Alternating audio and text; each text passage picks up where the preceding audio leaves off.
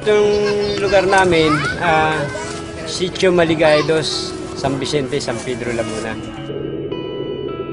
Siyempre, alam mo naman, ganitong lugar, squatter area, tabing rilis, dikit-dikit ang bahay. Madilim talaga rito sa lugar ko na to. Wala kami dito sa loob, lagi kami sa labas. Nadadapa kasi madilim, yung dadaan mo, hindi mo alam, may nakaharang. Tutulog na lang ako, wala ilaw eh.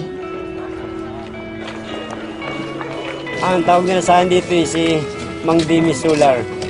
Napaliwanag ko yung mga bahay nila madilim. Bubutas ka ng yero, lalagay mo yung bote, lagyan mo siya ng sealant, bago lagyan mo siya ng tubig na mineral, lalagyan ng sunrox. Bago kabit mo sa bahay, lagyan sealant mo para hindi tumulo. Ganun lang kasimple yun. Dati yung ganito, ito kadilim nung bago ko pagkapitan. Ngayon, nung kapitan ko na, ito na ang liwanag niya. Yan ang liwanag. Pumili po ako kasi bote lang, tubig. Maliwanag na yung bahay mo. Bumaba yung ano ko, binayaran ko ngayon.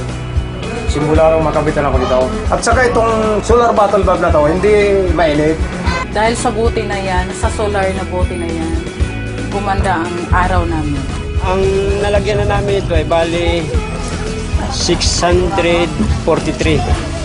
Gusto nga namin tuloy-tuloy para marami nga matulungan mga tao rin na yung maliwanagan mga bahay nila madidilim. Parang katulad na rin ng bumbilya. Yung sa atin natin nakakalimutan at pakinabangan na ngayon.